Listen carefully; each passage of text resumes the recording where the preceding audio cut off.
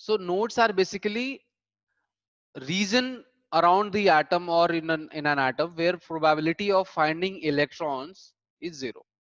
ठीक है, और negligible. ठीक है, लिख लोगे आप, a region where probability of finding electrons is negligible और zero. ऐसा एरिया जहां पे इलेक्ट्रॉन का मिलना मतलब बहुत कम चांसेस है। जैसे कि तुमको मैं समझाऊं कि ये एक ऑर्बिटल है मान लो, ठीक है, इसको तुमने बोला कि सर ये पी ऑर्बिटल है, तो सर इस ऑर्बिटल की जो साइज है उसमें हम कहीं भी चले जाएं, अगर हम इस ऑर्बिटल की बात करते हैं, इसमें इलेक्ट्रॉन की डेंसिटी यहाँ से यहाँ तक होगी, तो इस ऑर्बिटल का जो साइज है सर वो ऐसा है कि इसमें इधर कहीं भी चले जाओ आपको इलेक्ट्रॉन की डेंसिटी तो मिलेगी ही थोड़ी बहुत, किसी भी डायरेक्शन में आप मूव करो थोड़ा बहुत इलेक्ट्रॉन तो मिलेगा ही मिलेगा ऐसे। ठीक है, थोड़ा बहुत तो मिलना ही मिलना है किसी भी डायरेक्शन में मूव करो। ठीक है, तो सर ऑर्बिटल में इलेक्ट्रॉन तो है, तो इलेक्ट्रॉन है तो फिर नोड कहाँ है सर? तो नोड की जो डिस्कशन होगी उसमें हम लोग ये समझेंगे कि जो अलग अलग ऑर्बिटल्स हैं उनके लिए अलग अलग, सॉरी, जो अलग अलग ऑर्बिटल्स हैं उनके लिए अलग अलग सिनारियो होता है नोड का। जैसे कि सबसे पहला जो अपना ऑर्बिटल का सेट है, चलो हम लोग बात करते हैं एस ऑर्बिटल की। ठीक है, एस ऑर्बिटल्स। अच्छा एक सेकेंड, उससे पहले हम लोग ये समझ लेते हैं कि कितने तरह के नोड्स होते हैं, पहले नोड्स समझना जरूरी है। मैंने हालांकि लिखवाया था कि दो तरह के नोड्स होंगे, पहला होगा आपका रेडियल नोड। क्या होगा radial node? Anyone?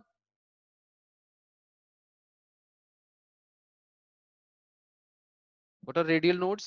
So when we move radially outward in an orbital,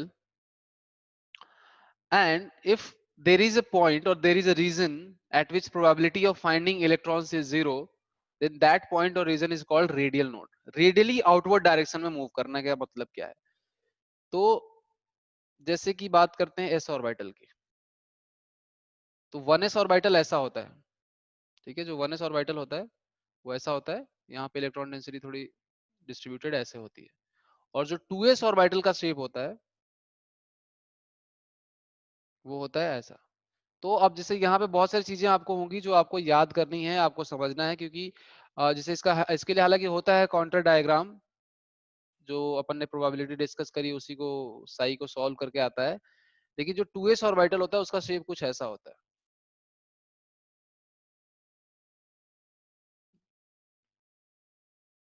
मैं इसको हाईलाइट कर रहा हूँ, उसको समझना मीनिंग क्या है उसका हाईलाइट करने का।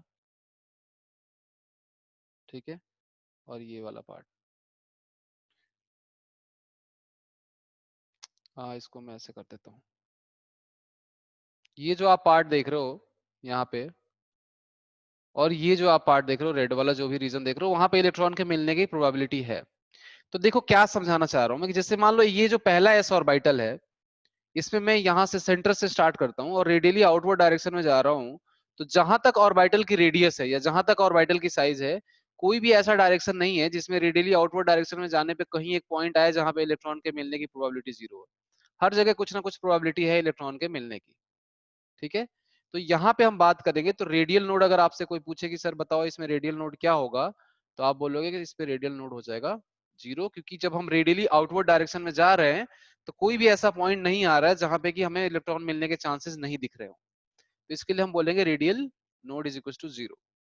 वही काम अगर हम इस ऑर्बिटल के अंदर करेंगे, तो जैसे हम मान लो रेडियली आउटवर्ड डायरेक्शन में जा रहे हैं, तो यहाँ पे आपको दिख रहा होगा कि एक पॉइंट मिल रहा है, ये जो एरिया है, ये जो रीजन है, यहाँ पे probability of finding electron zero है। अब सबसे पहला सवाल आएगा दिमाग में कि सर ये कैसे पता चला?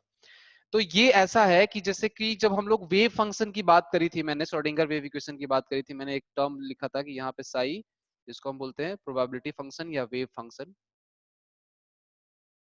ठीक है, और इस साई के साथ जब रेडियस का ग्राफ प्लॉट करोगे आप लोग, तो अलग अलग ऑर्बिटल्स के लिए अलग अलग टाइप का ग्राफ होता है वो। ठीक है, जैसे कि मान लो तुमको किसी एस ऑर्बिटल के लिए करना है, तो कुछ ऐसा होता है ग्राफ हो कि यहाँ से आएगा, जैसे मान लो 1s का ग्राफ प्लॉट करना है या कुछ भी, तो क्या होगा कि वो जो ग्राफ जब हम लोग श्रोडिंगर वेव इक्वेशन को जब हम सॉल्व करते हैं, तो जो रेडियस है और जो साई है, तो साई का जो इक्वेशन है वो रेडियस को कहाँ कहाँ टच करता है। अब जैसे मान लो कि जहां पे साई जीरो होगा, साई जीरो होगा वहां पे प्रोबेबिलिटी जीरो होगी, क्योंकि प्रोबेबिलिटी क्या होती है? Sai square is probability of finding electron. ये बताया था मैंने, याद हो किसी को तो? याद आ रहा है क्या? Yes sir. Probability of finding electron. तो जहां पे भी ये ग्राफ जैसे मान लो ऐसे आ रहा है, मान लो यहाँ टच कर गया, ये ऐसे ऐसे जा रहा है कुछ ग्राफ, ठीक है, मान लो यहाँ पे ये टच कर गया, तो यहाँ टच कर गया मतलब साई जीरो हो गया यहाँ पे इस पॉइंट पे। अब यहाँ पे अगर साई जीरो होगा तो साई स्क्वायर भी जीरो हो जाएगा। अगर साई स्क्वायर भी जीरो हो जाएगा तो प्रोबेबिलिटी जीरो हो जाएगी। तो ये देखो, अब इसमें कैसे सोचेंगे हम लोग? आप बोलोगे सर ये रेडियस वेडियस कैसे पता करेंगे? तो यहां से यहां तक जितना डिस्टेंस ट्रेवल करने के बाद ये यहाँ टच कर रहा है, तो वो भी यहां से यहां तक उतना ही डिस्टेंस होगा, ये वाला पॉइंट होगा कि नहीं, बताओ? Yes sir. तो इसका मतलब ये हुआ कि जैसे अब ये किसी का भी हो सकता है, ये जो आप ग्राफ देख रहे हो ये जो है ये 3s का ग्राफ है, 3s ऑर्बिटल का, ठीक है। अगर आपसे कोई पूछे कि साई वर्सेस आर का ग्राफ बताओ 1s ऑर्बिटल का, तो आप बोलोगे साई वर्सेस आर का ग्राफ 1s ऑर्बिटल का भैया ऐसा होता है कि ये यहाँ से आएगा, ये यहाँ से शुरू होगा ऐसे, कुछ इस तरह का ऐसा होगा, ठीक है। साई वर्सेस 1s का ग्राफ, मतलब साई वर्सेस आर का 1s ऑर्बिटल के लिए, क्योंकि इसमें कहीं प्रोबेबिलिटी जीरो हो ही नहीं रही है ना, बीच में कहीं प्रोबेबिलिटी जीरो नहीं हो रही है। तो जैसे इसमें साई स्क्वायर का ग्राफ करोगे, साई स्क्वायर वर्सेस आर का ग्राफ ड्रॉ करोगे, तो वो कैसा दिखेगा? तो साई स्क्वायर में क्या होगा, साई और साई स्क्वायर में डिफरेंस क्या है? सिर्फ मैग्नीट्यूड बढ़ जाएगा, बाकी ग्राफ तो वैसा ही रहेगा ना। ग्राफ पढ़ाया फिजिक्स में सर ने आप लोगों को? Yes sir. तो इस ग्राफ में किसी को कोई कंफ्यूजन है तो बताओ, ठीक है। अब बोलोगे सर फिर 2s का कैसा होगा? तो ये दोनों हो गए, ये साई स्क्वायर वर्सेस आर का ग्राफ है, किसके लिए? 1s ऑर्बिटल के लिए। तो आप देख रहे हो कि इस ग्राफ में आपको मिल रहा है कहीं नोड कहीं भी टच नहीं कर रहा है वो एक्सिस को, मतलब कहीं भी साई जीरो नहीं हो रहा है। साई जीरो नहीं हो रहा मतलब कहीं भी प्रोबेबिलिटी जीरो नहीं हो रही, मतलब कोई भी रेडियल नोड नहीं है, अगर रेडियली आउटवर्ड डायरेक्शन में हम जा रहे हैं तो। ये ग्राफिकली मैंने बता दिया। ग्राफ कहां से आया? तो आप जो भी एस ऑर्बिटल के लिए श्रोडिंगर वेव इक्वेशन अपने को दी होगी 1s के लिए, उस इक्वेशन को सॉल्व करेंगे, सॉल्व करने के बाद उस इक्वेशन का ग्राफ हमें मिल जाएगा, उसी इक्वेशन का साई का ग्राफ मिल जाएगा, उसको प्लॉट करेंगे तो वो ऐसा आता है, ठीक है। अब 2s का कोई पूछे आपसे कि सर 2s का ड्रॉ करके दिखाओ मुझे कि 2s का ग्राफ जो होगा वो कैसा दिखता है, तो 2s ऑर्बिटल के लिए साई वर्सेस आर का पहले ड्रॉ करते हैं फॉर 2s ऑर्बिटल। तो साई वर्सेस आर का जो ग्राफ देखा गया 2s ऑर्बिटल के लिए,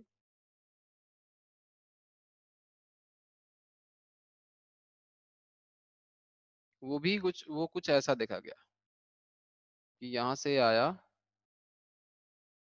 और ये कुछ ऐसा हो गया। मतलब इसको समझाता हूं मैं, थोड़ा और अच्छे से ड्रॉ करता हूं।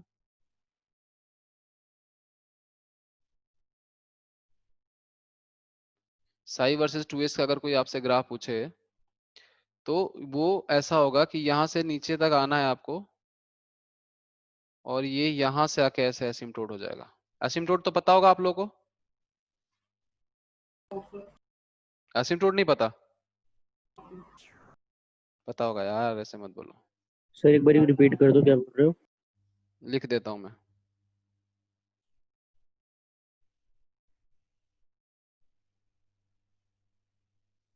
इस तरह का होगा, ये साई वर्सेस आर का ग्राफ है 2s के लिए, ठीक है। तो अब मेरा सवाल ये होगा कि साई स्क्वायर वर्सेस आर का ग्राफ कैसा दिखेगा 2s के लिए?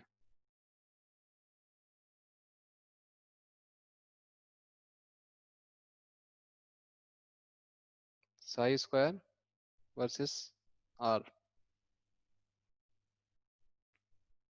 हाँ जो मैं बोल रहा था वो मैं रिपीट कर देता हूं। जैसे कि मैंने बोला कि यहाँ पे ये जो आप देख रहे हो, this part is called asymptote, ASYMPTOT, asymptote। Asymptote ये होता है, देखो नाम पे मत जाओ, एसिम्प्टोट ये ऐसा होता है कि कोई भी ग्राफ तुमने देखा होगा, बहुत सारे ऐसे ग्राफ होते हैं जो एक एक्सिस के पैरेलली या उससे टच करने जैसा दिखते हैं, पर एक्चुअली वो इनफाइनाइट तक कहीं टच नहीं करता है। ऐसा टर्म तो सुना होगा एटलीस्ट। Yes, sir. तो उसी को हम बोलते हैं एसिम्प्टोट, ठीक है। कि ऐसा पॉइंट जो इन्फिनिटी जैसे, ऊपर ये भी एसिम्प्टोट ही है, ये जो देख रहे हो आप यहाँ पे जो आप देख रहे हो ये भी एसिम्प्टोटिक ही है, ये भी कहीं टच नहीं करेगा। मतलब पॉइंट ये है कि प्रोबेबिलिटी कहीं जीरो नहीं होगी। जैसे टच करने का मतलब क्या है, प्रोबेबिलिटी जीरो हो गई। तो जैसे इसमें एक बार यहाँ पे कट कर रहा है, मतलब यहाँ पे प्रोबेबिलिटी जीरो होगी, फिर वापस थोड़ी प्रोबेबिलिटी आएगी और फिर वो इनफाइनाइट तक रहेगी थोड़ी थोड़ी प्रोबेबिलिटी। तो बीच में ऐसा एक पॉइंट आएगा जहां पे वो नोड बोलेंगे जिसको हम। लेकिन सबसे पहले तो मेरा क्वेश्चन ये है कि आप मुझे ये बताइए कि साई स्क्वायर वर्सेस आर का ग्राफ कैसा होगा। चलो भाई जब जब बताओ कैसे ड्रॉ करूं इसको।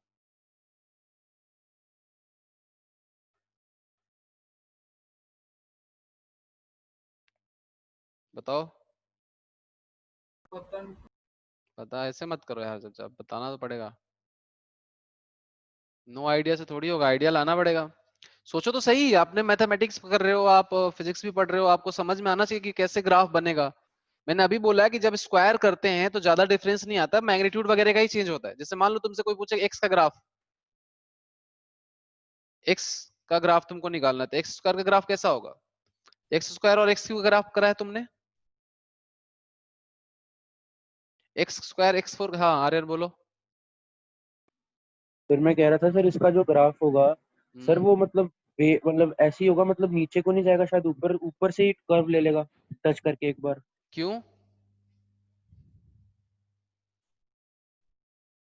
स्क्वायर करने पर नेगेटिव वैल्यू नहीं आ सकती। बिल्कुल सही, स्क्वायर करने पे नेगेटिव वैल्यू नहीं आ सकती। किसी भी चीज का तुम स्क्वायर कर रहे हो तो साई कभी नेगेटिव नहीं हो सकता, और रेडियस तो वैसे ही एटम की नेगेटिव नहीं होगी, तो वो तो वैसे भी लेफ्ट डायरेक्शन में तो है ही नहीं, इधर तो कुछ है नहीं अपने पास लेफ्ट में।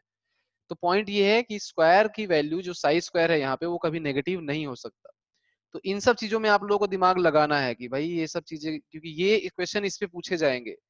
तो ये क्या होगा कि सर जो ये नीचे वाला पार्ट था ना, जैसे ये नेगेटिव जो था नीचे वाला और ये पॉजिटिव रीजन है, तो ये जो नेगेटिव रीजन था स्क्वायर करने पे वो भी पॉजिटिव होके फिर ये एसिम्प्टोट तो ऐसा ही रहेगा ये। तो ये ऐसा हो जाएगा साई स्क्वायर वर्सेस आर का ग्राफ। होगा या नहीं बताओ। यस मुझे सर। पता है, मुझे पता है बहुत लोग ऐसे हैं जो पूछ नहीं रहे हैं, ना वो अपनी क्वेरीज को एक्सप्रेस कर रहे हैं, लेकिन उनको ये बातें समझ में नहीं आ रही हैं। तो जब तक समझ में नहीं आएगी तो मुझे नहीं पता चलेगा कितनी बातें आपको नहीं समझ में आई। पूरी बात तो मैं रिपीट कर नहीं सकता, देखो आपको भी पता है। तो जहां भी कंफ्यूजन है आप बताइए कि सर ये वाली बात मेरे को नहीं समझ में आई। बोलो। जब आप समझ में आया। Yes sir. ठीक है। बाकी सबको। जॉय कहाँ है Joy. Yes sir. Yes sir. कहाँ रहते हो जॉय। आवाज ही नहीं आती तुम्हारी आजकल क्लास में। सो समझ में आया। Yes sir. ठीक है। तो इसका मतलब ये होगा कि हम बोल सकते हैं कि यार 2s ऑर्बिटल जो है सर, 2s ऑर्बिटल में कितने रेडियल नोड होंगे। एक रेडियल नोड होगा, बिल्कुल सही। 1। तो ये चीजें नोट कर ले लो। 3s का भी मैं ड्रॉ करता हूँ नेक्स्ट पेज पे। ये नोट कर लिया सबने ये पूरा।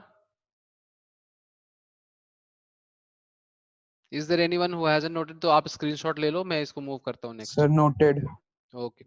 सो अगर 3s का अगर हम लोग सेम काम करें 3s ऑर्बिटल के लिए, तो 3s ऑर्बिटल में कैसा होगा देखो ध्यान से।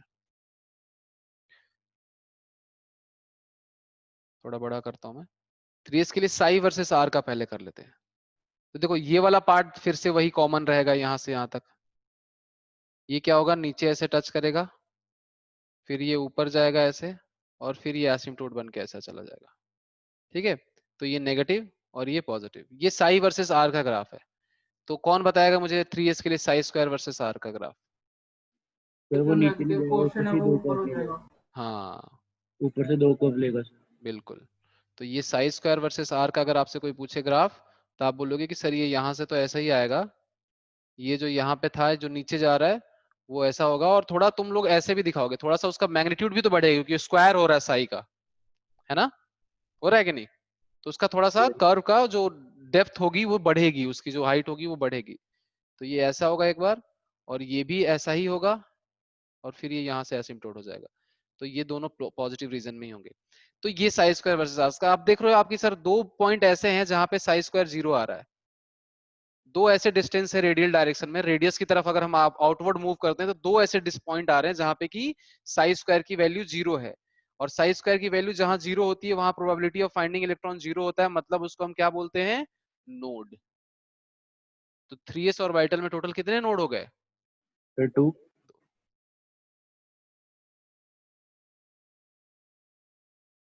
ये रेडियल नोड की बात कर रहे हैं हम लोग, है ना।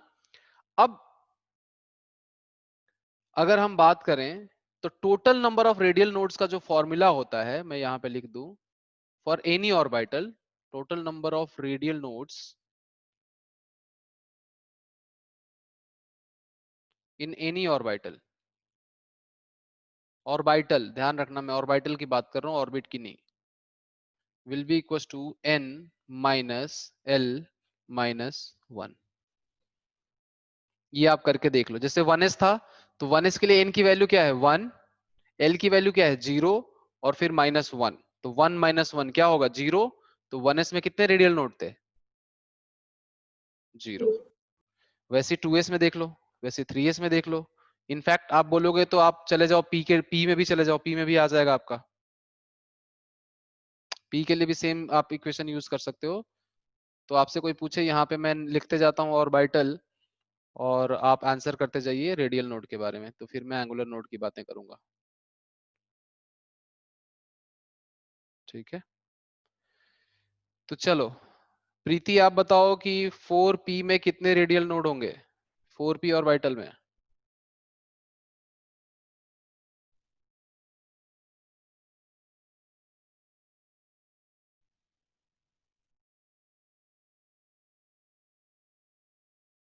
नहीं देखो, जब आप न्यूक्लियस को नोड या इसमें कंसिडर नहीं करेंगे, बिकॉज न्यूक्लियस तो एटम का पार्ट है, लेकिन इलेक्ट्रॉन जहां से स्टार्ट होता है वहीं से बात करेंगे ना, तो न्यूक्लियस को तो हम वैसे भी ओरिजिन लेके चलते हैं, तो ओरिजिन पे तो कुछ बात ही नहीं करेंगे ना हम, है ना।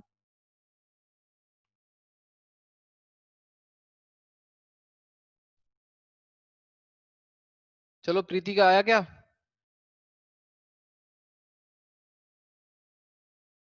हम्म।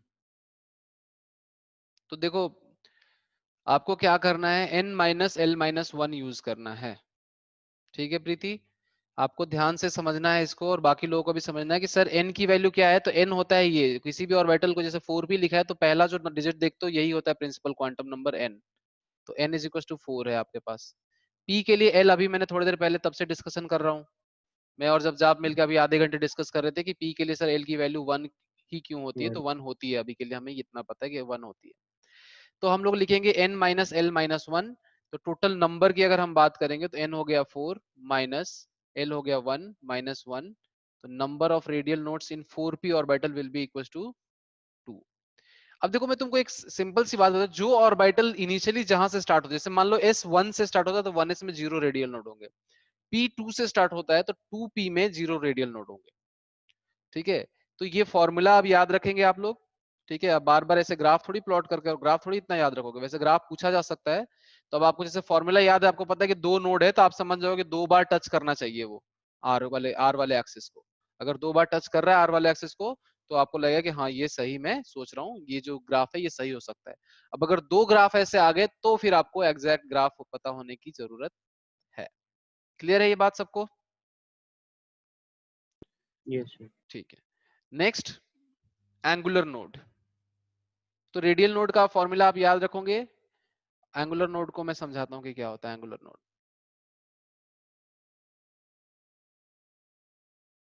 एंगुलर नोड होता है कि जैसे मान लो कि कोई एक ऑर्बिटल है, फॉर एग्जांपल एक हम लोग ले लेते हैं एस ऑर्बिटल, और एक हम लोग ले लेते हैं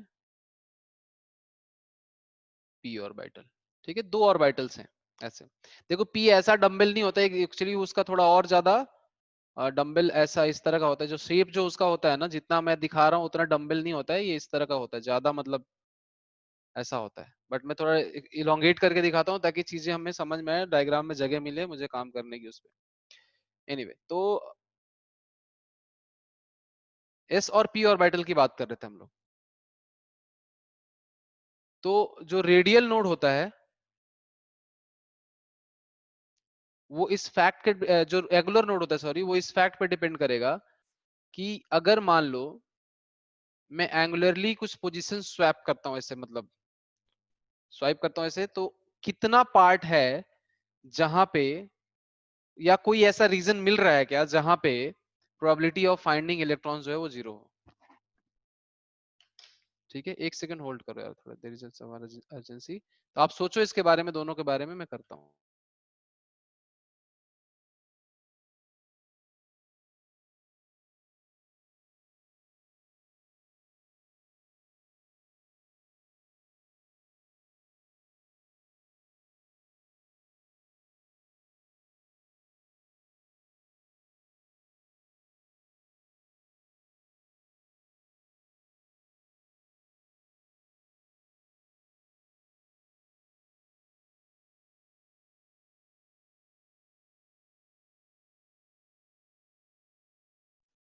हाँ जी, तो कितने लोगों का आंसर आया देखते हैं कि रेडियल एंगुलर नोड कितने लोग सही तरीके से बता पा रहे हैं।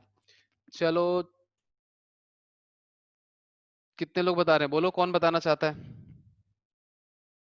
कि अगर मैं एंगुलरली मूव करता हूं किसी ऑर्बिटल के अराउंड, जैसे मान लो कि ये अपना एस ऑर्बिटल है, तो एस ऑर्बिटल में अगर मैं एंगुलरली मूव करता हूं तो कौन सी वो पोजीशन है जहां पे कि जो लाइन है, जिस लाइन के अलॉन्ग मैं मूव कर रहा हूं, उस लाइन के अलॉन्ग जो प्रोबेबिलिटी ऑफ फाइंडिंग इलेक्ट्रॉन हो पूरी की पूरी 0 हो। समझ पा रहे हो क्या बोल रहा हूं मैं एंगुलर नोड के बारे में? नहीं समझ पा रहे हो तो भी बोल दो कि सर नहीं समझ में आ रहा है, इसमें कोई बड़ी बात नहीं है। कि आप ऐसे मूव करो, एक लाइन लो ऐसी, और उस लाइन को एंगुलरली मूव करो किसी एक सेंटर के अलॉन्ग, उसको एंगुलरली आप मूव करते रहो ऐसे, ठीक है? तो कौन सा ऐसा एरिया मिल रहा है आपको जहां पे probability of finding electron on this line is 0? वो कहाँ करना है? यहाँ हवा में नहीं करना है, इस ऑर्बिटल के अलॉन्ग करना है। जैसे ये ऑर्बिटल है तो इसमें आप स्वैप करोगे, ऐसे ऐसे आप घुमाते जाओ, कहीं भी कोई लाइन नहीं मिल रही है जहां पे की प्रोबेबिलिटी ऑफ फाइंडिंग इलेक्ट्रॉन जो है वो 0 हो। तो एंगुलरली जब हम ऐसे मूव करेंगे, ठीक है, तो अगर कोई पोजीशन ऐसी मिली जहां पे की प्रोबेबिलिटी 0 हो, तो हम बोलेंगे कि उसमें इतने नंबर ऑफ एंगुलर नोड्स हैं। तो बताइए भाई कितने नंबर ऑफ एंगुलर नोड्स हैं इसमें? यस मान्यता? सर हम 2 डायमेंशनली मूव करेंगे। हाँ हाँ। Okay sir. तो इसमें कितने नोड होंगे? 0। 0 एंगुलर नोड जो होंगे इसमें,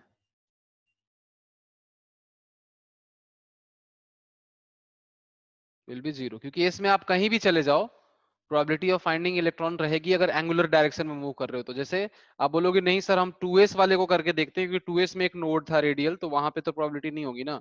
तो 2s वाले को भी करके मैं आपको दिखा देता हूँ। जैसे मान लो 2s ऑर्बिटल कुछ ऐसा होगा, ठीक है, ये वाले पार्ट में इलेक्ट्रॉन है, इस पार्ट में इलेक्ट्रॉन है, प्रोबेबिलिटी है इलेक्ट्रॉन के मिलने की, और इस वाले पार्ट में इलेक्ट्रॉन के मिलने की प्रोबेबिलिटी है। ठीक है, बीच वाला जो रीजन दिख रहा है उसमें नहीं है, तो वो रेडियल नोड में आ गया है अपना। अब अगर मान लो कि मेरे दिमाग में ऐसा आइडिया आया कि यार इसमें रेडियल नोड है तो इसमें एंगुलर नोड क्यों नहीं है, तो मैं क्या करूंगा कि एक लाइन ड्रॉ की मैंने।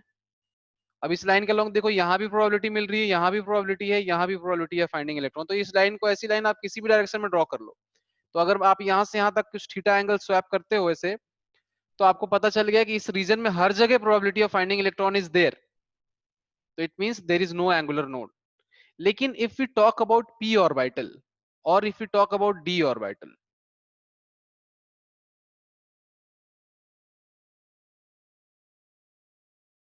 ठीक है, if we talk about these two orbitals, so there are some positions where probability of finding electrons might get 0। वो कौन सी पोजीशन है? जैसे कि देखो, अगर मान लो कि तुम इस लाइन के अलॉन्ग देखते हो, तो यहां से यहां तक तो प्रोबेबिलिटी ऑफ फाइंडिंग इलेक्ट्रॉन है, ठीक है। उसके बाद अगर तुम मान लो इधर से ऐसे ड्रॉ करते हो, बोलोगे सर तो भी ये ऑर्बिटल के थ्रू जा रहा है, तो यहाँ प्रोबेबिलिटी ऑफ फाइंडिंग इलेक्ट्रॉन है, तो यहाँ से यहाँ तक तो कुछ नहीं हुआ। लेकिन अगर तुम मान लो ऐसा कुछ कर देते हो, तो इस लाइन के अलॉन्ग क्या इलेक्ट्रॉन कहीं मिल रहा है तुमको? बोलो। No sir. नहीं मिल रहा, क्यों? No, sir. क्योंकि सर ये तो हम पहले ही बता चुके हैं कि ये नोडल पॉइंट है, तो इस पॉइंट पे तो वैसे ही इलेक्ट्रॉन नहीं मिलता, ये नोडल पॉइंट है। तो अगर यहाँ नहीं है तो इस लाइन पे कहीं भी इलेक्ट्रॉन तो दिख नहीं रहा हमें। तो ये अगर एंगुलरली हमने मूव किया तो यहाँ पे एक रीजन ऐसा आया जहां पे कि नोड है, तो इसमें नंबर ऑफ एंगुलर नोड्स कितने होंगे? 1 1। 1 तो p ऑर्बिटल में नंबर ऑफ एंगुलर नोड हो जाएंगे 1। और कोई भी p हो, 2p हो, 3p हो, 4p हो, या कोई भी p हो, क्योंकि सबका शेप तो ऐसा ही होगा ना, तो एंगुलर नोड एक ही बार आएगा। वहीं अगर हम d की बात करें तो 2 बार एंगुलर नोड आएगा। कैसे? तो सर एक बार तो ये वाला एरिया आएगा जहां पे, और फिर अगर मूव करते करते फिर से हम इधर इस क्लॉकवाइज डायरेक्शन या एंटी क्लॉकवाइज डायरेक्शन में मूव करते हैं, तो एक बार फिर जब यहाँ आएंगे तब हमें एंगुलर नोड मिलेगा। तो 2 बार एंगुलर नोड मिलेगा, तो इसमें एंगुलर नोड कितने हो जाएंगे? 2 2। तो क्या आपको दिख रहा है कि जो एंगुलर नोड्स आ रहे हैं वो एजिमुथल क्वांटम नंबर के बराबर आ रहे हैं? क्योंकि s के लिए l की वैल्यू क्या होती है 0, p के लिए l की वैल्यू क्या होती है 1, d के लिए l की वैल्यू क्या होती है 2, और उतने ही एंगुलर नोड आ रहे हैं। आ रहा है क्या? तो आप बोल Yes. सकते हो कि number of angular nodes is equal to l। ये फॉर्मूला है, ठीक है? क्योंकि आप बैठ के थोड़ी हर क्वेश्चन के लिए आप ऐसे शेप बना के और एंगुलर एंगल घुमाते रहोगे, इतना टाइम थोड़ी होता है अपने पास एग्जाम में। तो हम क्या करेंगे, सीधे फॉर्मूला याद रखेंगे कि total number of angular nodes is equal to its azimuthal quantum number. तो ये नोट कर लिया सबने? बताइए। ठीक है, तो अब हमें क्या करना है, अब हमें कंक्लूड करना है कि total number of radial nodes, total radial nodes n minus l minus 1, total angular nodes is equal to l। ये ऑर्बिटल के लिए बात कर रहे हैं, वो ऑर्बिटल आपको दिया रहेगा कौन से ऑर्बिटल के लिए पूछा जा रहा है।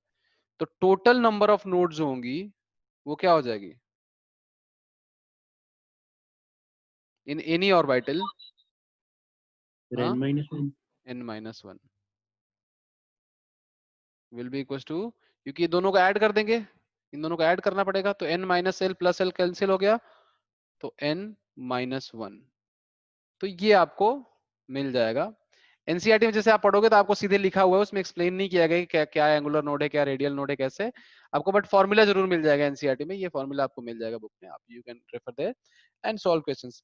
तो आज की क्लास का हमारा कंक्लूजन ये है कि हमने नोड्स के बारे में सीखा, नोड्स को जाना कि क्या होती हैं, और एंगुलर और रेडियल नोड्स क्या होती है और उनको कैसे कैलकुलेट करते हैं। Now we have spent a lot of time discussing orbitals and all. Next topic will be electronic configuration of any atom, and that will be our last topic, so it might take 2 more lectures to complete atomic structure. Then we'll move to periodic classification of elements. So if you have any doubts, please, again मैं वही बोलूंगा, पूछो। जैसे कि जब आप doubt पूछ रहा है, मैंने कभी जब को मना नहीं किया डाउट पूछने के लिए, तो आप भी अपने डाउट्स पूछो। जैसे कि एक डाउट मुझे आया है अभी, क्वेश्चन नंबर 98, तो मैं ब्रीफ कर देता हूँ कैसे करना है। इन board series of line of hydrogen spectrum, third line from the end red end corresponds to which one of the following inner orbit transaction? देखो, third line from red and, red and कौन सा होगा जिसकी wavelength सबसे छोटी होती है, यही होता है ना उसका। लाइमन सीरीज, बामर सीरीज की बात करें ना?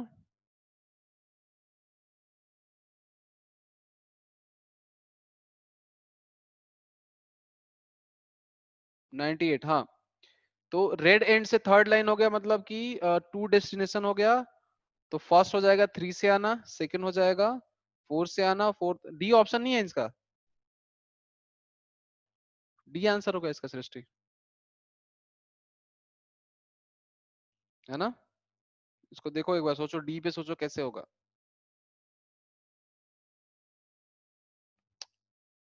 Okay then, now yes Aryan बताओ। सर आपने सर पहले ना एक नोट्स जब आपने पहले बार इंट्रोड्यूस किया था, तो आपने जब आपने डबल डम्बल की शेप डिस्क्राइब की थी, तो आपने बताया था कि वो 0 प्रोबेबिलिटी का रीजन होता है, और आपने साथ में नोड के नीचे ना उसको लिखवाया था ब्रैकेट में न्यूक्लियस। सर तो मतलब फिर नोड न्यूक्लियस भी हो सकता है, क्योंकि वहां पर भी प्रोबेबिलिटी ऑफ फाइंडिंग इलेक्ट्रॉन 0 होगी। न्यूक्लियस भी नोड की तरह एक्ट कर सकता है, बिल्कुल सही बात,